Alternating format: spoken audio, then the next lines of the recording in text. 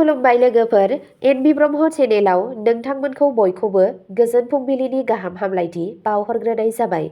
आं दिनै नोंथांमोननि सिगाङाव आरोबाव माखासे सानसेयारि गोदान खौरां लानानै फैबावलायबाय। आसा खालामो नोंथांमोनहा खौरांखौ खोनासंनानै मोजां मोनगोन आरो जोबजासे नायलांगोन। गिबि खौराङावनो दङ, आसामनि क'क्राझार जिल्लायाव गंसे थाव टेंकारा जाब्रबथाय जानानै बेलथायनायनि उनाव मोनसे गिदिर अर जोंखाङो। आसामनि क'क्राझार जिल्लानि कसुगावनि रायकुनबारिनि खाथियाव 27 नं माहारियारि राजा लामायाव 17 फेब्रुवारि खालि पेट्रलियामनि मुवा बेसाद लानानै थांनाय गंसे थाव टेंकारा जाब्रबथाय जानानै बेलथायनायनि उनाव मोनसे गिदिर अर जोंखाङो।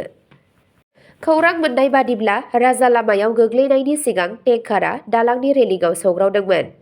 गोहोमनि जाहोनाव थावनि बाना जादोंमोन, जाय लोगो लोगो अर खामदों, जायनि जाहोनाव मोनसे गिदिर अर जोंखाङो, जाय गोख्रैनो लामायाव गोसारो। जाब्रबथायनि उनाव थांलाय फैलायखौ दसे समनि थाखाय दोनथ'नाय जादों। खाथि खालानि स्टेशनफोरनिफ्राय खमैबो गंब्रै अर खोमोरग्रा गारिफोरखौ थिसनदों। अर खोमोरग्राफोरा गोबां घन्टासिम अरखौ खोमोरनाय जादों।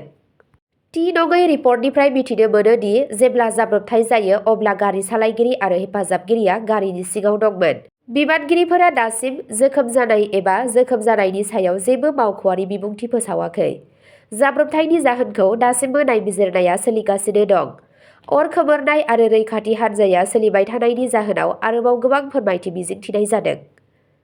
गुबुन मोनसे खौराङाव दङ, दिङाव आयेन बेरेखायै मोसौ सिखाव फालांगि खालामनायखौ पुलिसआ गोख्रों खालामो। दिग पुलिस अफिसार बिरेन कुमार कलितानि दैदेननायाव दिग पुलिसआ आयेन बेरेखा मोसौ सिखाव फालांगि खालामनायनि दायाव थाद'नाय गैयै राहा लाबोगासिनो दं। थांनाय माखासे साननिफ्राय जाफुंसार अपारेशननि गेजेरजों हानजाया गोबां मोसौ, गोबां गारिफोरखौ जब्द खालामदों आरो सिखाव फालांगिजों लोब्बा थानाय गोबां सुबुंफोरखौ खादों। हमजानाय सुबुंफोरखौ जुडिसियेल कास्टडियाव दैथायहरनाय जादों। मैया मोनायाव मोनसे सुलुं मोननायनि गेजेरजों दिग पुलिसआ दिगनि चालकथिनि साखाथियाव सिखाव फालांगि खालामबोनाय मोसौ लानानै थांनाय गंनै गारिखौ हमनो हायो। बे अपारेशनाव 4 मोसौ आरो 1 मैसोखौ हमनो हायो। सिग्रोमनाय समाव पुलिसआ बे आयेन बेरेखा खामानिजों लोब्बा थानाय बयराबारिनि गरखथिनि उरुलकाटानि थागिबि सेंग्रा हाफिजुर रेहमानखौ खायो। नाथाय गुबुन सासे दायनिगिरिया खोमसिनि आन्दोआव गारिखौ गारनानै खारखुमानो हायो। बे आयेन बेरेखा मोसौ सिखाव फालांगि नेटवर्कजों सोमोन्दो थानाय गुबुन सुबुंफोरखौ सिनायनो आरो हमनो थाखाय नायबिजिरनाया सोलिगासिनो दं।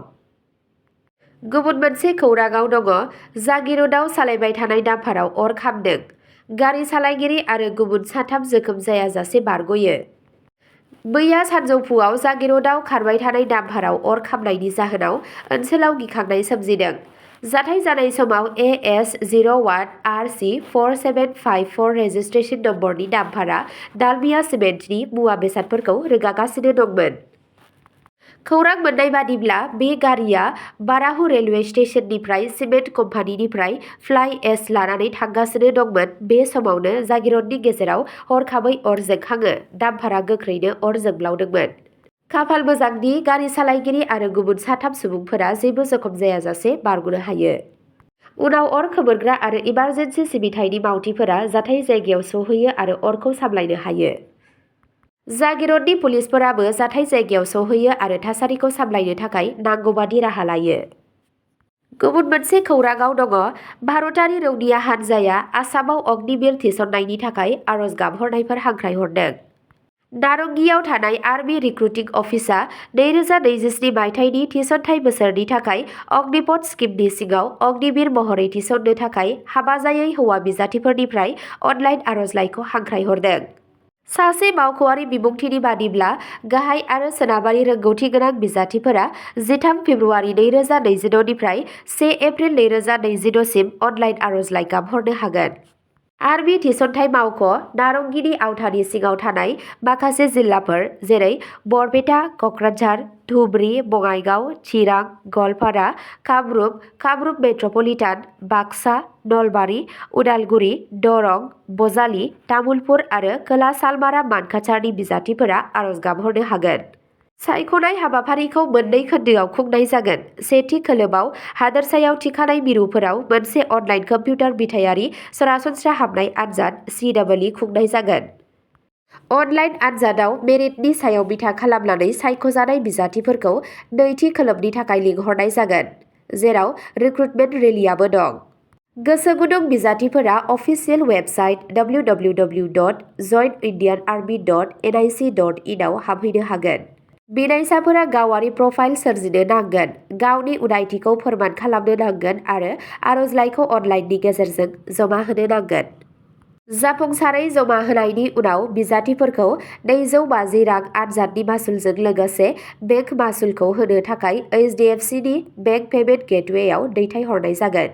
बेखौ debit credit card, internet banking एबा UPIनि गेजेरजों होनो हागोन होनना फोरमायदों। इयुननि रायज्लायनायनि थाखाय बिनायसाफोरनाव मोनसे गनायजाथाव इमेल ID आरो मबाइल नम्बर थाथारनांगोन। आर'जलाइयाव आधार नम्बर लिरनाया गोनांथार आरो बिजाथिफोरखौ गावनि आधारखौ मबाइल नम्बरजों फोनांजाबनो बोसोन होनाय जायो। बिजाथिफोरा एप्लाइ खालामनाय समाव मोनबा मोजां मोननाय आनजाद मिरुफोरखौबो सायख'नांगोन। बिजाथिफोरखौ मदद होनो थाखाय अनलाइन CEEनि थाखाय थाखो वार प्रेक्टिस आनजाद आरो मुं थिसननाय आरो आनजाद बिखान्थिनि सायाव एनिमेटेड फोरोंथाय भिडिअ'फोरखौ मावख'आरि वेबसाइटआव मोन्नाय जागोन। न'थि खौरांआव दङ फरायसालिनि प्रिन्सिपालआ साजा होनायनि मुङाव गाज्रि आखु दिन्थियो। रामपुरनि बिलासपुराव थानाय सेन्ट फ्रान्सिस फरायसालिनि गाहाय फोरोंगिरिनि सायाव फरायसाफोरनि गाज्रि आखु दिन्थिनायनि अजद होनाय जादों। भट पुलिस थाना ओनसोलनि कुंथाखेरा गामिनि सेन्ट फ्रान्सिस फरायसालिनि फरायसाफोरा प्रिन्सिपालनि सायाव गोख्रों अजद होदों। बिमा-बिफाफोरा अजद होदों दि फरायसालिनि गोरायुंआ दाय गैयै फरायसाफोरखौ साजा होनायनि मुङाव गावनि खथायाव लिंहरो आरो बिसोरखौ गाज्रि आखु दिन्थियो। बियो गावसोरनि प्राइभेट पार्टफोरखौबो गाज्रि आखु दिन्थिदोंमोन। बे बाथ्राखौ मिथिनायनि उनाव बिमा-बिफा आरो गामिनि सुबुंफोरा फरायसालियाव सौहैयो आरो गोबां दावराव-दावसि खालामो, दायनिगिरि प्रिन्सिपालखौबो बुयो। बेलासि समाव सतराखेरा गामिनि थागिबि रनजित सिंनि अजदखौ लानानै पुलिसआ दायनिगिरि फादार जसेफनि बेरेखा केस रेजिस्टार खालामो। प्रिन्सिपालखौ थाबैनो गोहोम गोग्लैनायजों लोगोसे मासिनिफ्राय सासपेन्ड खालामनाय जादों, नाथाय बिमा-बिफाफोरा बे खामानिजों गोजोननाय मोनाखै।